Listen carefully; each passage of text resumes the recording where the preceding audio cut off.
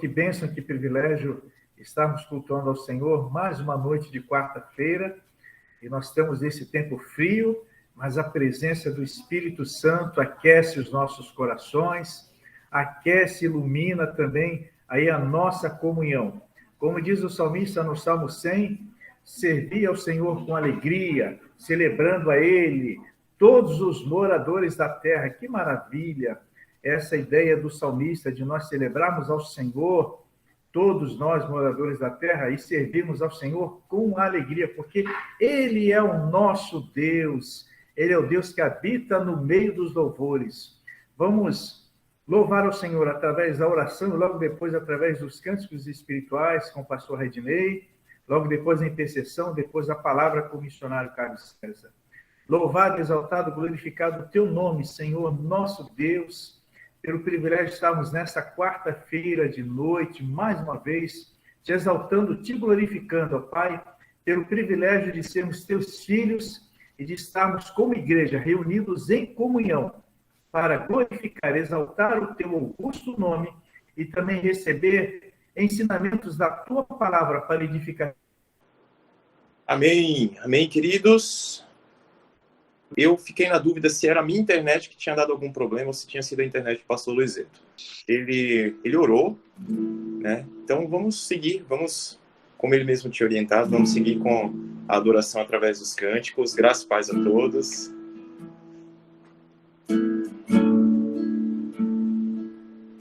Esse é um cântico que nos coloca à disposição do agir de Deus, que declara o quanto nós estamos abertos a sermos ministrados, a sermos conduzidos pelo nosso Deus. E ele diz assim, ó: Senhor, estamos aqui, abertos ao teu agir,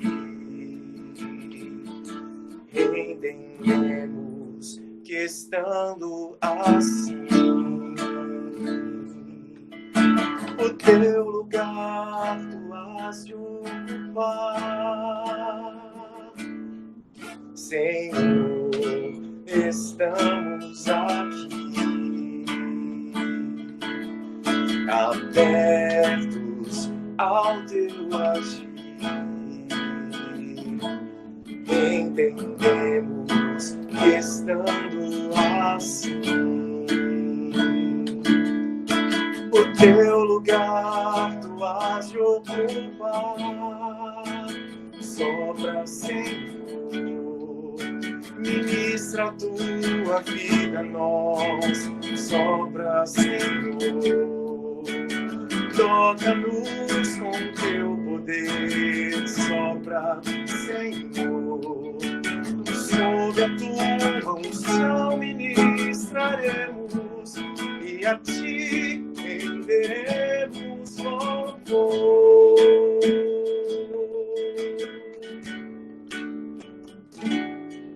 Senhor, estamos aqui,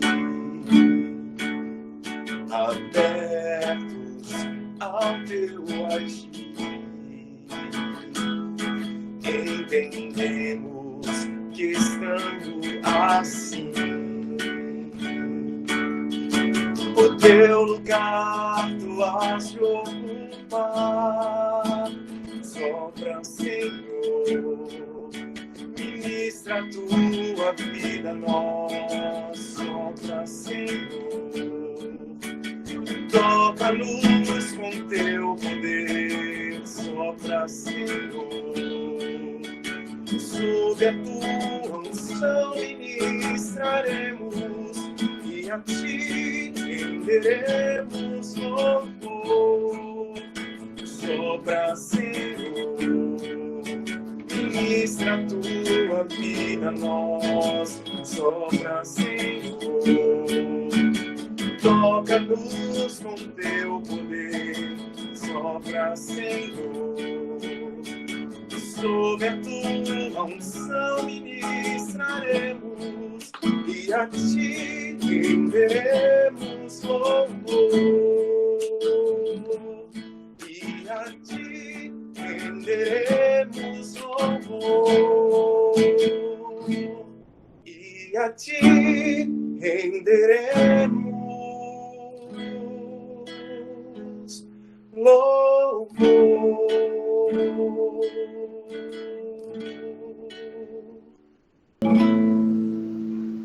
Todas as vezes que eu ouço cânticos tão edificantes, eu fico imaginando o céu, quando nós estivermos na presença do Senhor, formando um grande coral. Gente, que coisa linda, que coisa maravilhosa.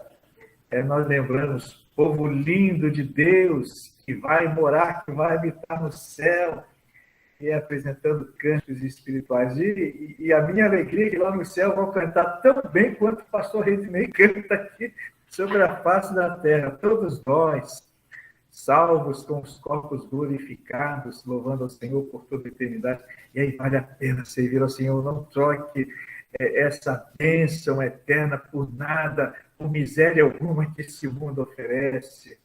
Vamos interceder, vamos clamar pelas famílias, clamar pela nação brasileira, clamar pela igreja, pela obra missionária. Vamos clamar ao Senhor. Obrigado, Deus, por esses cânticos tão lindos, tão edificantes. Obrigado porque um dia o teu povo, tua igreja no céu, te adorando, te glorificando por toda a eternidade, Pai. Esteja nos fortalecendo, que estejamos firmes diante das provações, das provocações e das tentações, e venhamos a manter a fidelidade, a dedicação, a santificação, ó Deus, e buscando servir ao Senhor com excelência. Nos ajuda, Pai. Clamamos por todos que participam desse culto, apresentamos suas petições diante do Senhor, clamamos por todas as famílias aqui representadas, clamamos em favor de todos aqueles que estarão participando e assistindo esse culto gravado, clamamos, ó Deus, pela nação brasileira, repreenda todas as mazelas, repreenda, Senhor, todas as investidas satânicas e todo, ó Deus, movimento humano pecaminoso contra essa nação. Santifica a nação brasileira, fazendo com que a nação brasileira seja reconhecendo a Jesus como Senhor e Salvador. Não seja feita a vontade do presidente, nem do Congresso, nem do Judiciário, mas seja feita a vontade do Senhor sobre esta nação, Pai. Esteja passando essa nação a limpo, ó Deus, transformando essa nação, que o Brasil viva para o louvor da tua glória. Nós queremos que o Senhor pode realizar uma obra espetacular nessa nação, de fazer do Brasil uma grande agência missionária, uma nação servindo ao Senhor com dedicação e com excelência. Rogamos pela obra missionária, rogamos, ó Deus, pelas igrejas, rogamos, ó Deus, pelos missionários, por teu povo espalhado no mundo afora, dando sabedoria e autoridade para ministrar a tua palavra. E clamamos, ó Deus, pela igreja perseguida, que o Senhor esteja abençoando, fortalecendo os teus servos que estão enfrentando lutas e perseguições nesse momento. Em nome de Jesus, ser tu exaltado, ser tu glorificado, ó Deus, na vida de cada servo do Senhor, mundo afora espalhado. E agora também clamamos, mais uma vez, pela vida do missionário Carlos César. Usa o teu servo com propriedade, autoridade e sabedoria para ministrar a tua palavra aos nossos corações. Oramos agradecidos em nome do Senhor Jesus. Amém. Amém. Amém. Boa noite a todos. A graça e a paz do Senhor Jesus. Exaltado seja sempre esse Deus único e incomparável. Que friozinho, né, irmão? Que drástica mudança de temperatura. Esperamos que você esteja bem em sua casa, bem agasalhado, bem confortável, sem perder o foco no culto prestado ao Senhor. Mas a mudança de temperatura, ela foi drástica. Inevitável não lembrar de alguns momentos que nós passamos, alguns dias atrás, onde a temperatura mais baixa que nós tínhamos ali era, em média, 25, 26 graus. não chegamos a pegar temperatura menor que essa durante o dia, ali no sertão baiano. Mas à noite, na madrugada, a temperatura também despencava.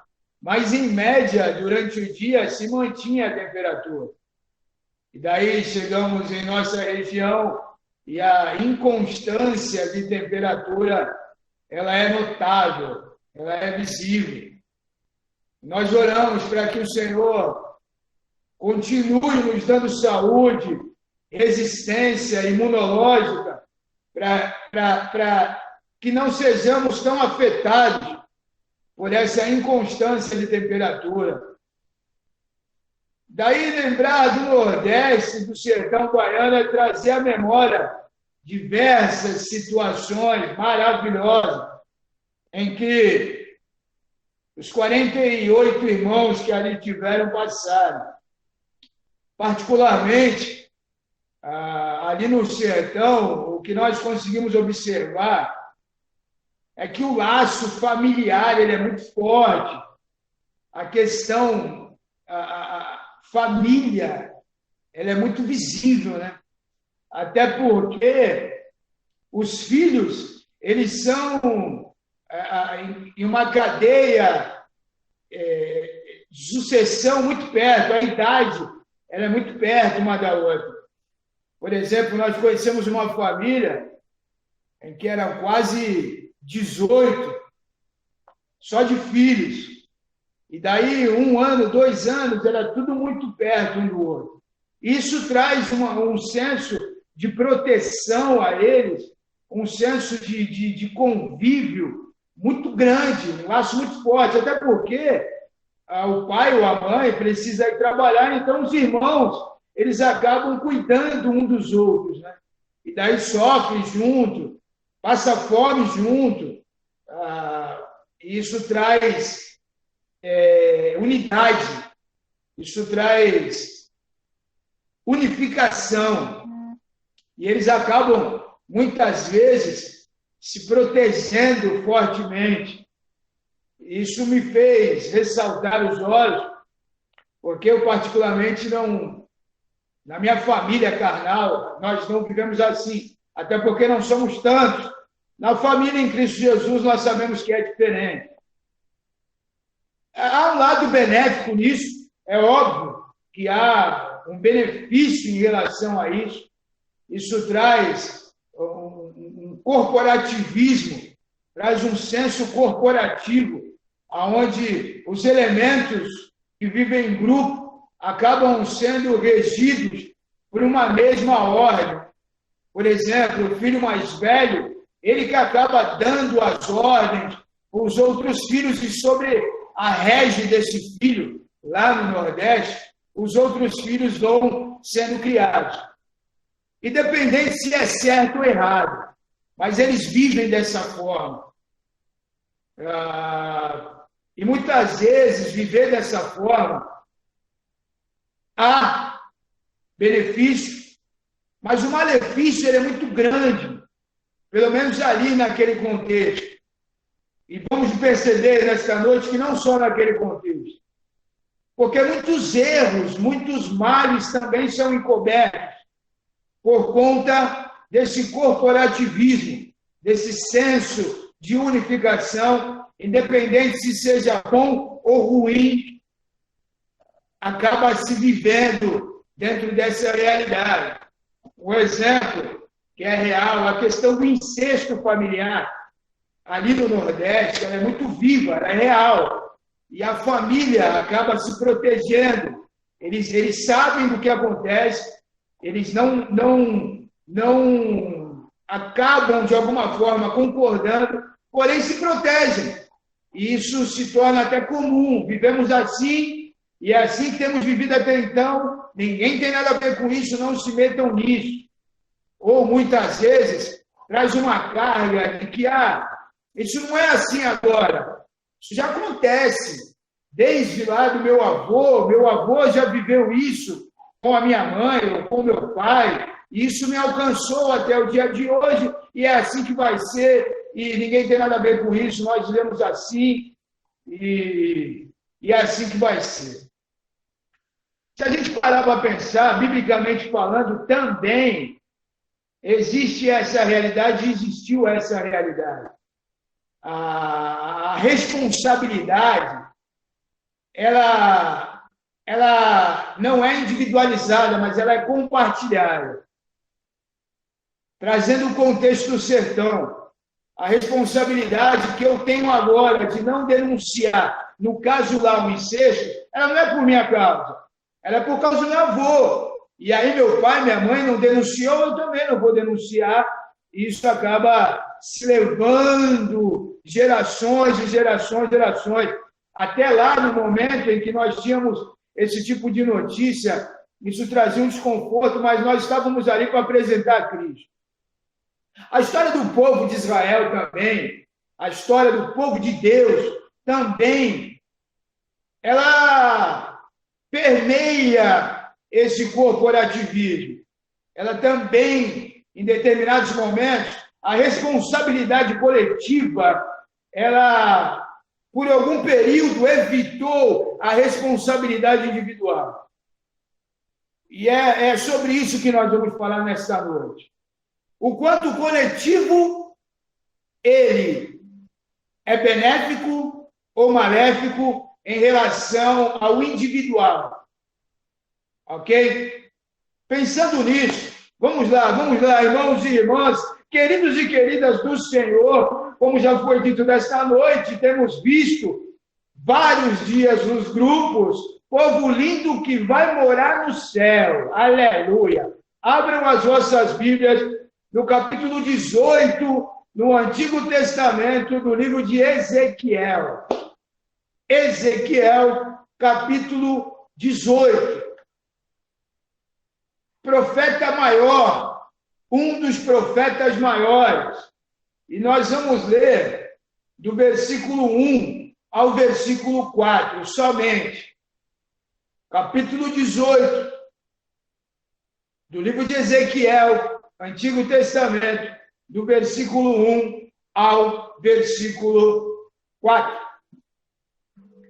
Está escrito assim: e veio a mim a palavra do Senhor dizendo: que pensais vós, os que usais esta parábola sobre a terra de Israel, dizendo: os pais comeram uvas verdes e os dentes dos filhos se embotaram?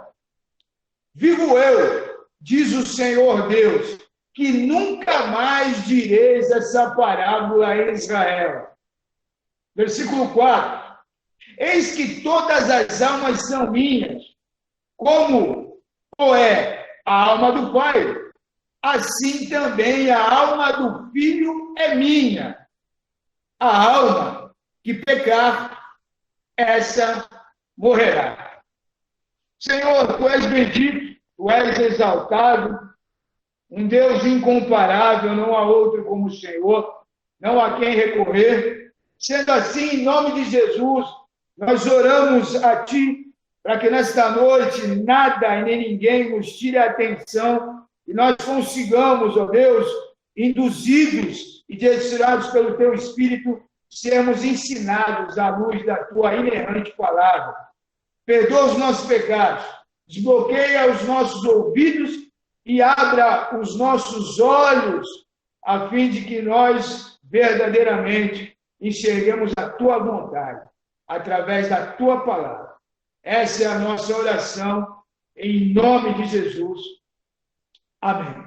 Vamos lá, então, irmãos, vamos aqui pontuar alguns aspectos para que a nossa mente ela comece a raciocinar e nós juntos mergulhemos no texto que nós lemos no livro de Ezequiel. Ezequiel é o autor do livro de Ezequiel. E o que significa o nome Ezequiel? O nome Ezequiel significa Deus fortalece. E quem é Ezequiel? Ou quem foi Ezequiel? Ezequiel nasceu numa família sacerdotal e presume-se que Ezequiel teria 30 anos quando lhe foi dado a primeira visão. Isso lá no capítulo 1. Ezequiel, ele foi levado, exilado a Babilônia no ano de 597 a.C., quando Nabucodonosor levou para a Babilônia aquilo que havia de melhor até então em Judá. Os príncipes, os magistrados, os mais inteligentes, foram esses que primeiramente foram levados por Nabucodonosor, e nessa leva também foi Daniel. Ezequiel vivia na Babilônia, em uma casa própria, e essa casa ela ficava junto a um rio, o rio Quebar. Ezequiel, ele recebia em seu lar alguns anciãos, para que juntos eles lessem a palavra de Deus, e ali Ezequiel ministrava a esses anciãos. Ezequiel aconselhava a esses anciãos com 30 anos de idade apenas. Talvez, a partir desses encontros, dizem alguns historiadores, alguns estudiosos, que a partir dali começou-se a ter um sistema de sinagoga que tanto nós conhecemos no Novo Testamento. Ezequiel foi casado, porém a sua viúva, a sua esposa faleceu quando ele logo foi levado cativeiro à Babilônia. Apesar de não estar em sua terra, Ezequiel não tinha uma vida difícil. Ezequiel tinha acesso à água, Ezequiel tinha acesso à comida, eles tinham uma vida material abençoada, mesmo em cativeiro. Ezequiel desfrutava das bênçãos materiais, mesmo em cativeiro. E nós vamos ver mais na frente que o povo era um povo pecador, mas apesar de ser um povo pecador, tinha os benefícios do Senhor a seu favor. Não diferente de nós nos dias de hoje. Apesar de nós ainda somos beneficiados pelas bênçãos materiais do Senhor. Por exemplo, aqui entre nós estamos em um lugar coberto, quentinho, desfrutando de uma boa alimentação, podendo abrir a nossa geladeira e escolher o que comer neste momento. Diferente de uma grande realidade que está à nossa volta, porque o Senhor é bom e a sua misericórdia dura para sempre, mesmo sendo pecador, os benefícios do Senhor nos alcançam. Não por nós, mas por causa da sua fidelidade. É a mesma situação que Ezequiel vivia. Ezequiel, ele aborda alguns temas como a destruição de Jerusalém, quando a glória de Deus ela se afastou. E também Ezequiel trata da restauração deste povo quando a glória de Deus volta. Em Ezequiel, nós podemos ver grandes ramificações e uma escala enorme da desobediência do povo em relação a Deus, em relação a Yahvé. O povo de Judá havia virado as costas a Deus. Depois de Deus tanto advertir, depois de Deus tanto avisar, depois de Deus tanto orientá-los que eles de fato voltassem para Deus, finalmente Yahvé permitiu que os babilônios viessem e infligissem uma grande dor sobre este povo. Esse ato tinha por objetivo fazer com que o povo reconhecesse o seu pecado, o seu estado pecaminoso e, de fato, voltasse novamente para Yahvé. Ezequiel, ele retrata a gravidade do pecado e a severidade do julgamento de Deus. Ezequiel mostra ao povo de que, apesar da severidade da disciplina de Deus ao povo, haveria restauração e reconciliação depois da disciplina. A disciplina ao povo de Deus tinha um propósito: fazer com que o povo voltasse a Deus.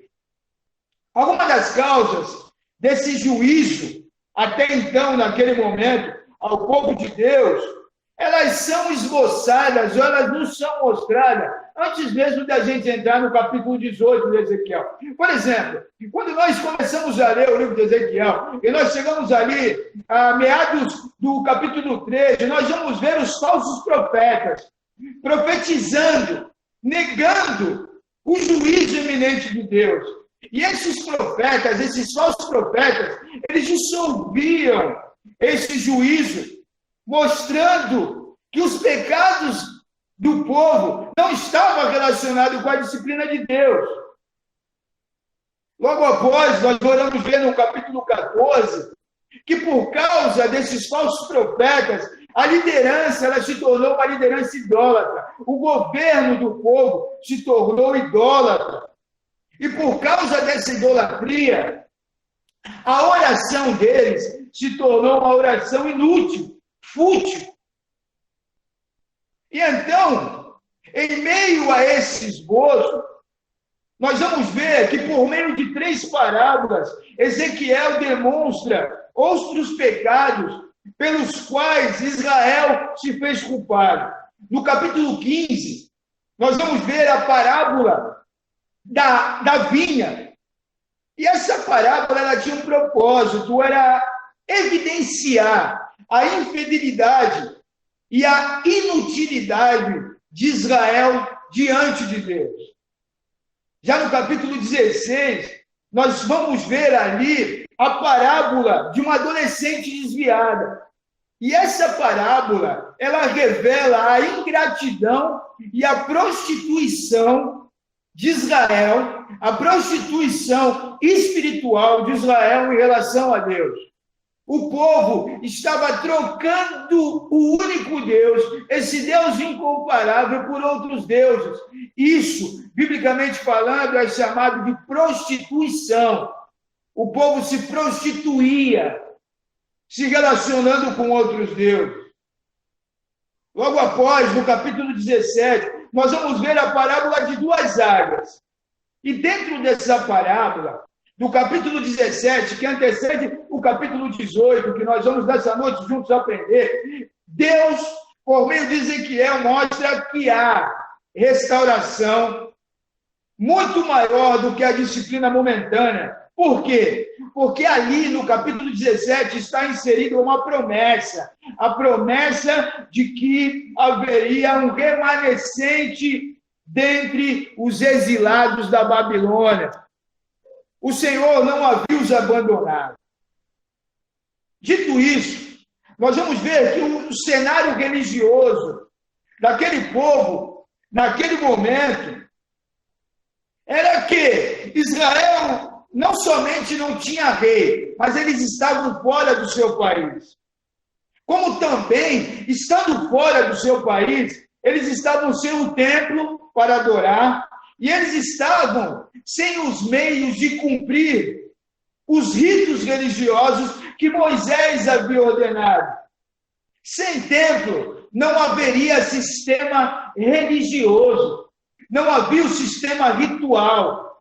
Eles não poderiam sacrificar os animais, eles não mais festejariam. E todas as funções relacionadas ao templo, naquele momento, eram totalmente inoperantes.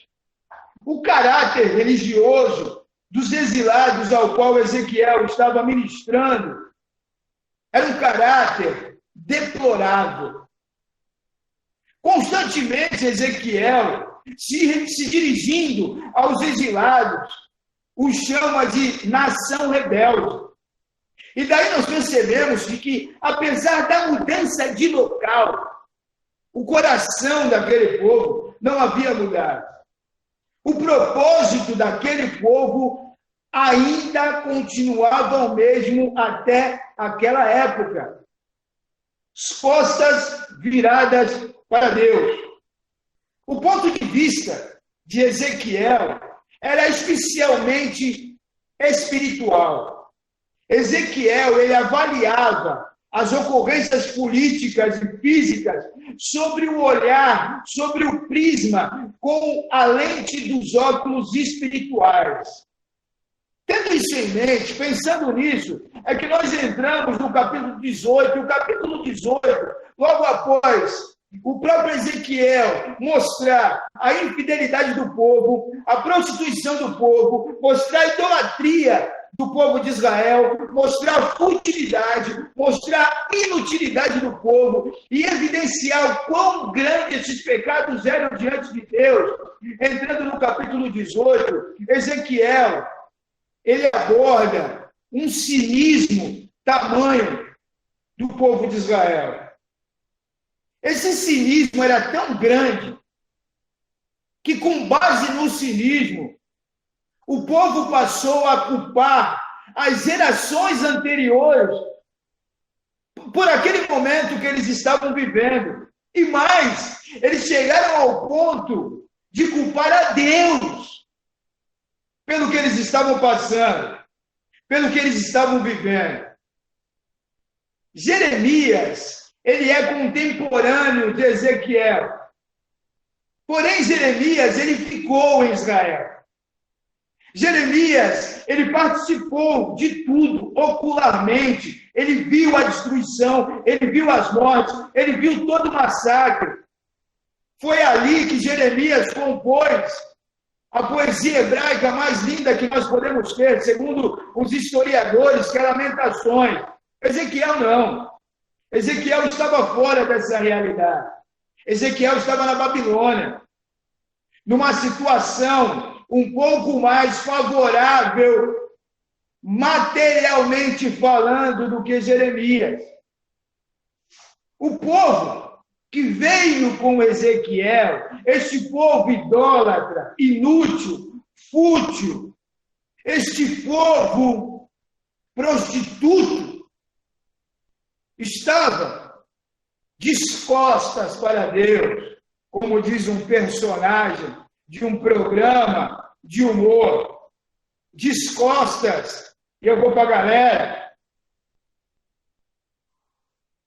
O povo que estava com Ezequiel era um povo numa situação um pouco mais favorável e confortável do que aquele povo que tinha ficado lá com Jeremias.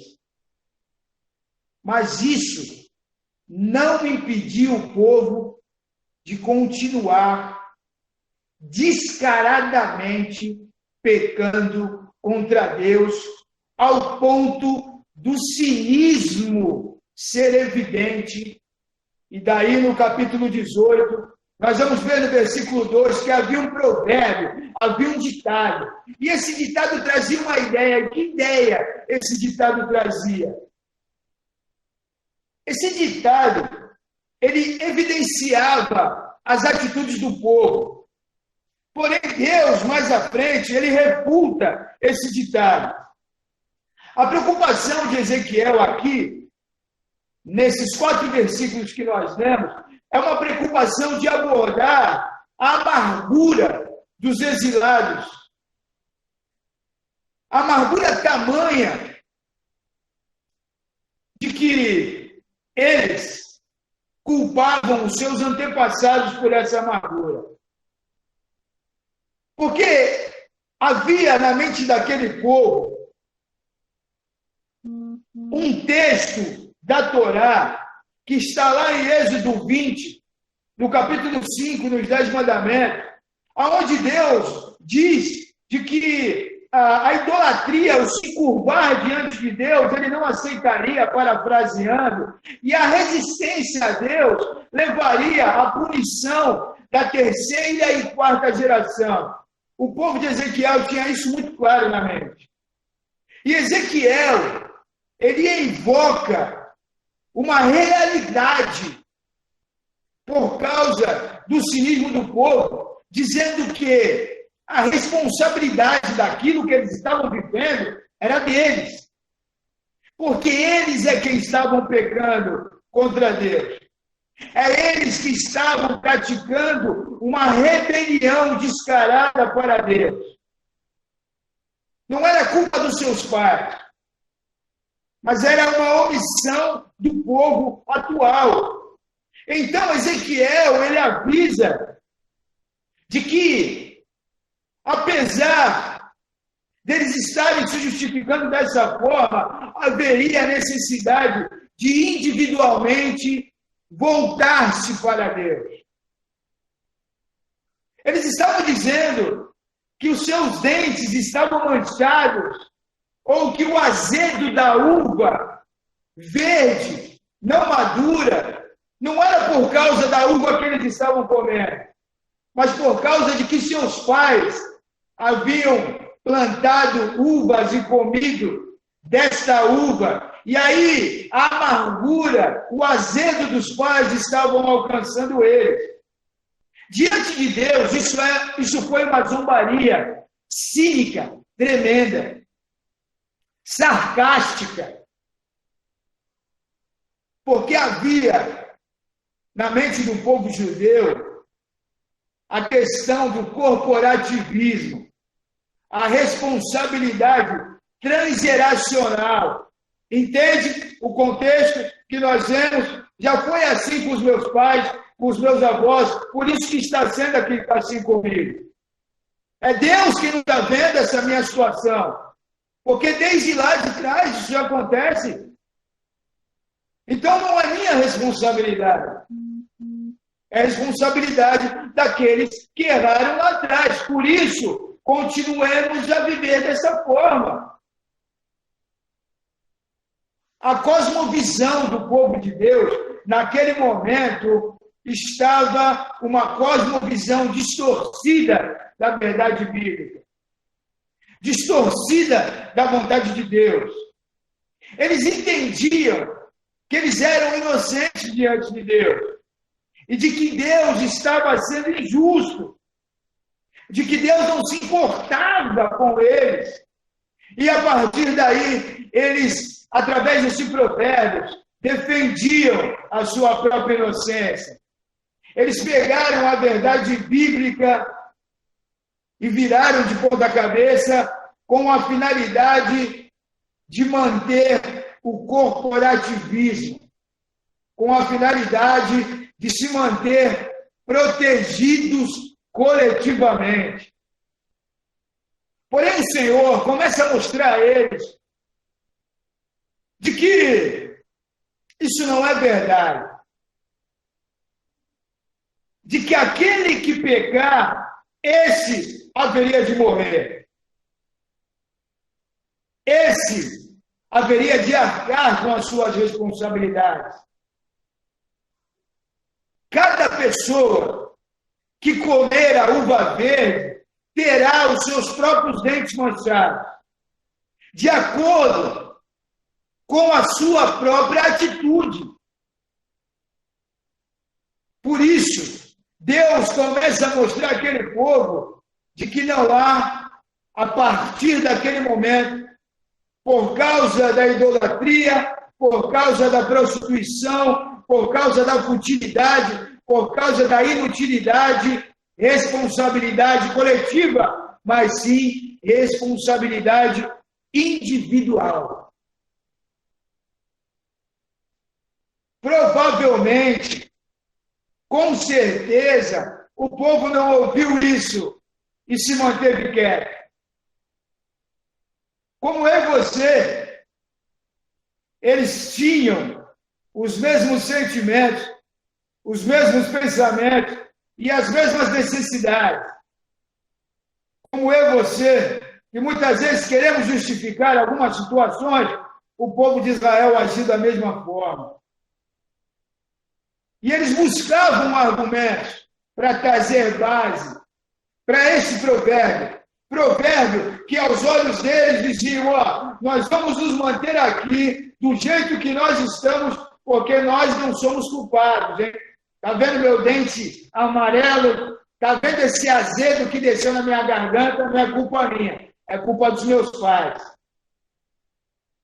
Porque havia também uma interpretação em Deuteronômio, lá no capítulo 24, no versículo 16, que dizia que os pais, eles não deveriam ser colocados à morte pelos filhos, nem os filhos pelos pais, mas uma pessoa, ela deveria morrer por causa do seu pecado. Havia um contexto naquele momento. E esse contexto, ele estava querendo ser trazido e empurrado ali, no cativeiro da Babilônia. E Ezequiel, usado por Deus, tentando acabar com uma injustiça humana, porque eles usavam de Deuteronômio para expor as suas próprias necessidades, matando ao bel prazer, acusando ao bel prazer e justificando as suas atitudes errôneas dentro da palavra de Deus. Ezequiel falou, ei, não é assim. Não é assim. Não é dessa forma que deve ser. Porque a administração de Deus, a justiça de Deus, ela é ímpar, ela é única.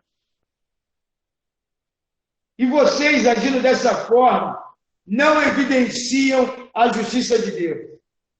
Vocês estão abusando dos julgamentos interpessoais e trazendo a palavra de Deus para dar base para a sua corrupção interna. Não é dessa forma.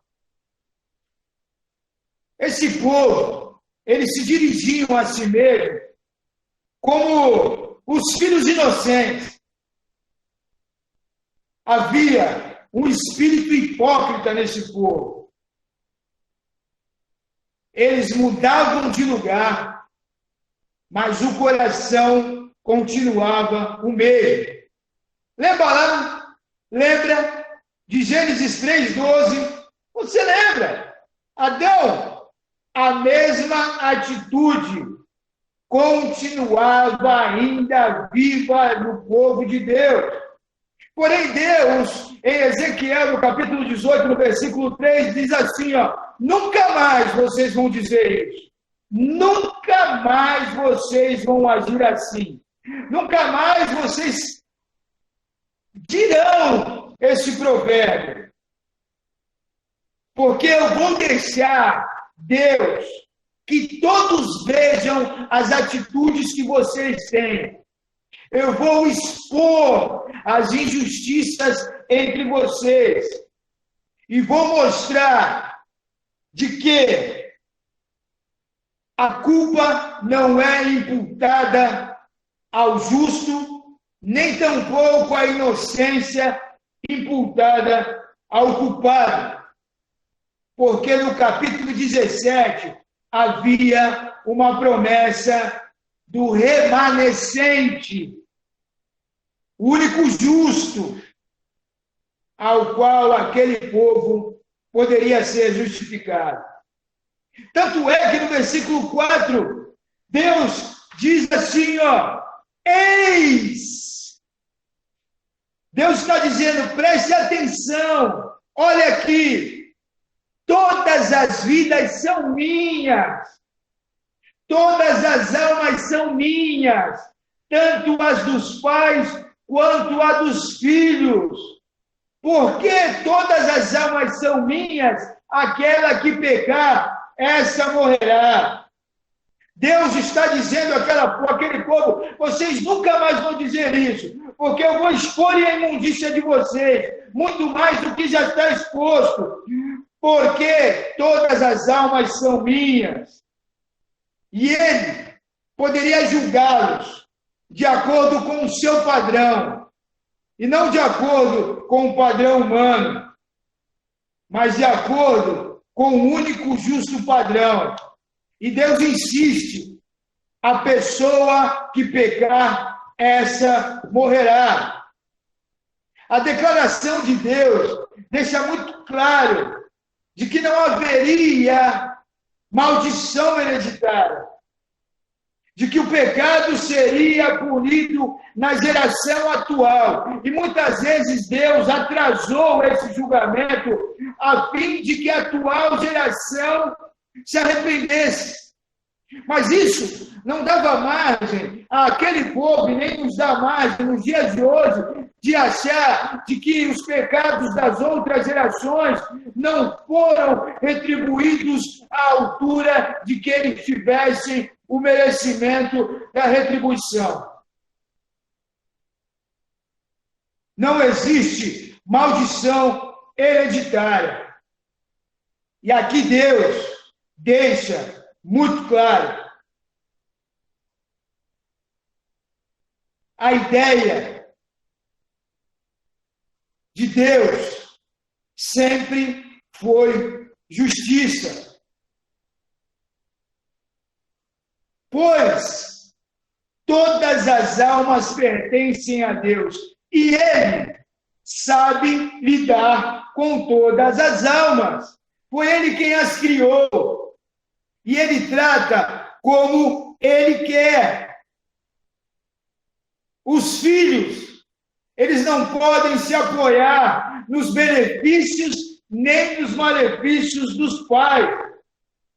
Os filhos de Israel, eles não podiam reclamar a Deus de que a dor que estava sobre eles era injusta, porque eles, naquele momento, também estavam em atitudes que desagradavam a Deus. Daí, então, você pode falar, mas, irmão César, nós temos lá Romanos 5, 14. É verdade. Mas a promessa do capítulo 17 de Ezequiel se cumpriu em Cristo Jesus. E Ele é a expiação. Ele é a justificação. Portanto, Ele justificou as crianças. Mas a palavra em Ezequiel, no capítulo 18, era para os adultos. Os adultos estavam sendo confrontados naquele momento. Os adultos precisavam reagir naquele momento de acordo com os princípios bíblicos. Eles precisavam entender que a administração de Deus não havia mudado, de que Deus continuava sendo o mesmo. O Deus que não divide a sua glória com ninguém. Esse Deus que requer exclusividade. Esse Deus que requer imparcialidade. Esse Deus que requer total adoração do seu povo. E nele não há injustiça. Portanto, Deus, naquele momento, ao povo de Israel, diz assim, nunca mais vocês vão dizer isso. Porque a culpa é de vocês. A responsabilidade, ela deixou de ser coletiva por causa do seu cinismo e ela passou a ser individual. A alma que pecar, essa morrerá. Porque todas elas pertencem a Deus. Tanto a dos pais, quanto a dos filhos. Tanto é que no versículo 25, no capítulo 18, o próprio Senhor disse assim, dizeis, porém, o caminho do Senhor não é direito. Ouve agora, ó casa de Israel. Porventura não é o meu caminho direito? Não são os vossos caminhos tortuosos? Deus começa a mostrar para aquele povo de Israel que a situação não era com ele, mas sim com o povo. E o que nós aprendemos? Nós aprendemos que nos pecados do povo de Israel, nós vemos alguns pecados nossos refletidos. Nós, muitas vezes, também nos afastamos de Deus. Nós também, muitas vezes, nos apoiamos nas gerações passadas para justificar atitudes errôneas que desagradam a Deus atualmente. Ezequiel, ele apresenta aquele povo E o Senhor nos apresenta nesta noite como ensino dois caminhos: o caminho da vida e o caminho da morte, o caminho da conversão, da volta a Deus, ao caminho de permanecer num lugar que desagrada a Deus. Ezequiel está mostrando para aquele povo que, ao invés de eles ficarem buscando base para a sua má conduta, eles deviam ter uma só atitude: se arrepender e reorganizar a sua vida de acordo com a lei do Senhor. A mesma lei que trazia a base para atitudes daquele povo é a mesma palavra que traz base para as nossas atitudes nos dias de hoje. São os mesmos princípios. E esse princípio, ele traz orientação, disciplina e esperança. O Senhor mostra de que, apesar da severidade, ele traz alento, ele traz regozijo, ele traz esperança. Não por acaso, dentro ainda do capítulo 18 de Ezequiel, no versículo 32, vamos ler um pouquinho anteriormente, no versículo 31, ele diz assim, lançai-vos todas as vossas transgressões com que transgredistes, e fazei-vos um coração novo e um espírito novo. Pois, por que razão morrereis, ó casa de Israel? Porque não tenho prazer na morte do que morre, diz o Senhor Deus. Quem convertei-vos, pois, e vivei. O Senhor espera que haja arrependimento e conversão, porque Ele não é injusto, Ele é justo. Por isso que Ele disse ao povo de Israel, nunca mais vocês vão repetir que eu sou injusto, porque ainda existe a possibilidade de arrependimento e conversão. Irmãos, nós aprendemos esse texto coletivamente, como povo de Deus, que muitas vezes o corporativismo, a proteção demasiada, ela é muito mais maléfica do que benéfica. A autoimunização, no sentido de que, coletivamente, regidos por um regulamento que é a palavra de Deus, nós vamos nos proteger aqui. E daí, juntos, nós vamos justificar os nossos erros. Afinal de contas, nós somos irmãos. E os irmãos, eles precisam se amar. E, inevitavelmente, nós passamos a encobrir erros, passamos a impedir a possibilidade do nosso irmão de se arrepender e de se converter do seu mau caminho e de se voltar novamente ao Senhor. E ainda dizemos assim, não é culpa nossa. Sempre foi assim. Não é culpa nossa. Afinal de contas, nós já estamos aqui há tanto tempo Afinal de contas, nós já fazemos dessa forma há tanto tempo.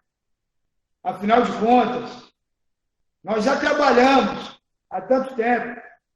Por isso, vamos nos fechar e, de alguma forma, deixar evidente que meu dente manchado hoje não é por minha causa, mas é por causa de fulano, por causa de ciclano e por causa de Beltrano.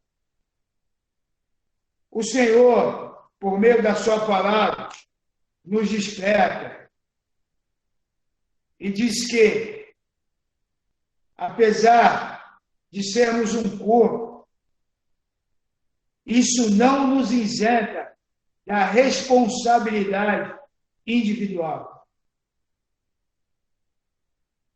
Nós, cada um, indivíduos, somos responsáveis pelas nossas atitudes e arcaremos com as consequências dela.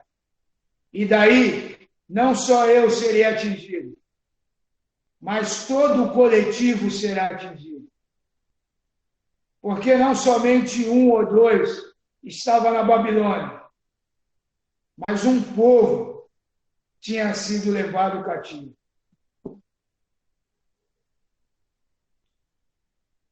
Nós temos a possibilidade de indicar uns aos outros aquilo que o Senhor espera de nós, como corpo, através da sua palavra, mas também individualmente. Porque o maior interessado nisso tudo é o nosso Senhor. Ele é o cabeça do corpo. E Ele espera de que, como corpo, as nossas atitudes sejam condizentes com aquilo que Ele nos orienta através da sua palavra. Jerusalém, ela foi destruída. Judá, ela foi destruída. E quando veio a destruição, quando veio a consequência do pecado, Ezequiel muda o tom do seu discurso e começa a advertir o povo para que eles não ficassem abatidos, de que havia esperança. E quem não conhece, Ezequiel 37, Vale dos Ossos Secos, ele pode fazer levantar ossos secos em um deserto e oferecer uma nova vida. Inevitável, quando nós pensamos em Vale dos Ossos Secos, nós entrarmos no Novo Testamento e fazer essa conexão com as palavras do próprio Senhor Jesus, lá no capítulo 11 de João, no versículo 25 e 26, quando ele diz que eu sou a ressurreição e a vida, e quem crê em mim, ainda que esteja morto, viverá. No versículo 26 ele diz, e todo aquele que vive e crê em mim, nunca irá morrer.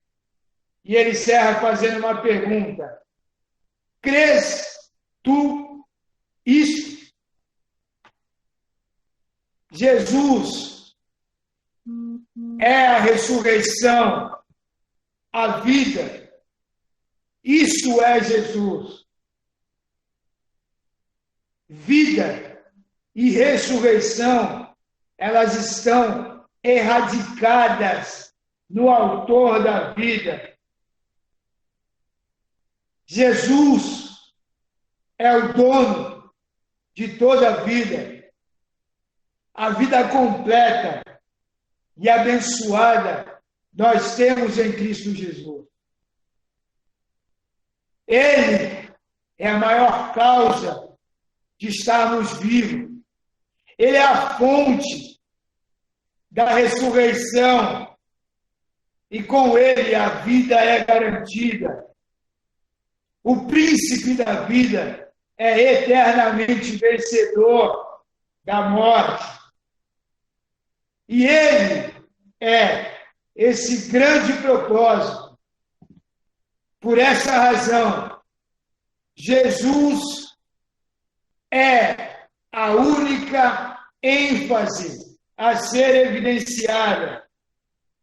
Cristo é a pessoa a ser apresentada por nós, pais, aos nossos filhos, a fim de que os filhos creiam e se convertam e se arrependam e entreguem as suas vidas ao autor da vida e ao único ressurreto, ao único que pode trazer ressurreição, porque toda a alma pertence a Deus. E por isso, toda alma que pecar, essa alma morrerá. Deus não tem prazer na morte de ninguém. Sendo assim, irmãos, como pais, como mães, deixemos os nossos filhos ter as suas experiências com Deus. As nossas experiências com Deus não conduzirão os nossos filhos ao arrependimento e à conversão. As nossas boas obras não conduzirão os nossos filhos no caminho reto. O que conduzirá os nossos filhos no caminho reto é o relacionamento com o autor da vida, crendo de que nele os nossos filhos ressuscitarão. E muitas vezes nós vivemos esse sistema de corporativismo dentro do nosso lar, escondendo erros, pecados, não confrontando atitudes e nem disciplinando à luz da palavra de Deus. E nos esquecemos que o azedo que corre na garganta dos nossos filhos é por causa de que eles é quem comeram o vadeiro. E se os nossos dentes estão manchados, é por causa de que nós é que comemos o vadeiro. Não os nossos pais, não os nossos avós. Responsabilidade diante de Deus, ela é individual. Porém, as consequências, elas são coletivas. Aquilo que nós encobrimos dentro da nossa família e não corrigimos à luz da palavra de Deus, as outras gerações serão atingidas por isso. Porque nós vamos impedir os nossos filhos de se aproximarem de Deus. O Senhor, assim como esperou do povo que Ezequiel ministrou, espera de nós, povo de Deus, alcançados pela expiação em Cristo Jesus, arrependimento dos nossos pecados e conversão dos nossos maus caminhos. Que haja esse ensinamento dentro da nossa casa. Que haja essa verdade dentro do nosso lar. Para que a nossa igreja, Igreja de Cristo, Igreja Batista Betel, seja a maior beneficiada. E o nome do Senhor seja glorificado. E daí o Senhor espera de nós que nunca mais essas palavras saiam das nossas bocas. A culpa não é minha. A culpa é do outro. O Senhor espera que individualmente a responsabilidade ela seja assumida. Louvado, bendito e exaltado seja sempre o nome do nosso Deus. Sabe por quê, irmãos?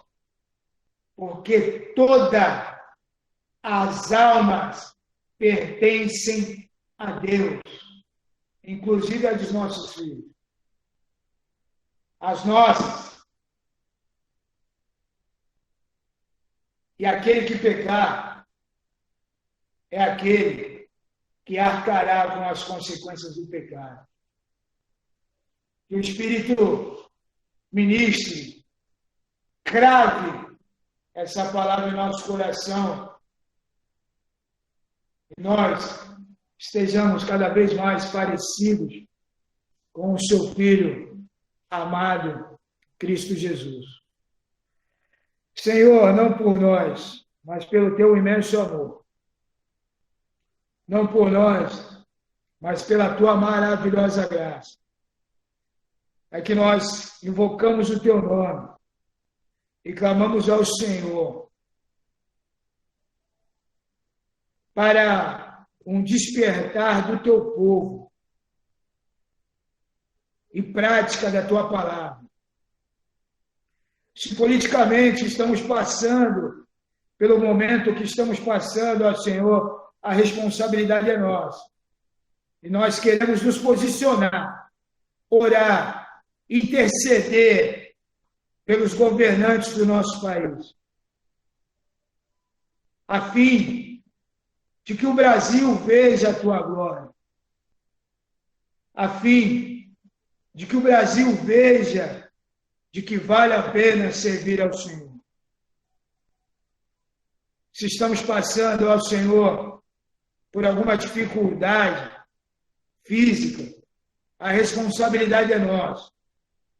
E nós assumimos como povo do Senhor. E oramos ao Senhor. Intercedemos pela cura definitiva do teu povo, a fim de que aqueles que ainda não conhecem ao Senhor se arrependam e se convertam dos seus maus caminhos. Se a nossa família ainda não é uma família que serve ao Senhor, nós assumimos a responsabilidade e intercedemos, oramos, nos colocamos na brecha, a fim de que o arrependimento seja gerado e a conversão seja evidente e alcance os nossos familiares, para que o teu nome seja glorificado. Tenha misericórdia de nós, Pai. Perdoa os nossos pecados e que a partir de hoje nunca mais busquemos nenhum tipo de justificativa e nem apoio em qualquer ditado humano para justificar os nossos erros e nem tampouco imputar ao Senhor qualquer tipo de injustiça. E traga-nos, ó Deus, a lucidez e a realidade de entender de que toda alma, toda vida pertence ao Senhor. E nós não somos donos dos nossos filhos, assim como os pais, os nossos pais, não foram os nossos donos. Assim como os nossos avós não foram donos dos nossos pais, mas de que tanto os nossos avós, os nossos pais, nós e os nossos filhos pertencem ao Senhor.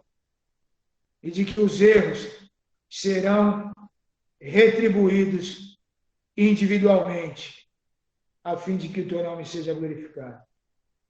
Essa é a oração que fazemos no nome santo e precioso de Cristo Jesus, que vive e está entre nós, desde agora, para todo sempre. Amém. Amém. Que seja a nossa posição, porque é a nossa responsabilidade. Queridos, quero orar com vocês para a gente finalizar esse encontro desta noite, dando graças ao Senhor por essa palavra. pela ministração do Senhor sobre as nossas vidas. Senhor, receba o nosso louvor, a nossa gratidão. E obrigado por mais uma vez falar com teu povo. Obrigado pela vida do nosso irmão César, da sua família. E obrigado por cada um que participa desse tempo sendo ministrado pelo Senhor. Que nós assumamos a responsabilidade, que nós sejamos despertados e que nós fujamos dos erros, ó Pai. Oramos para que o Senhor nos torne cada vez mais comprometidos, compromissados com o Senhor, com aquilo que o Senhor tem confiado em nossas mãos.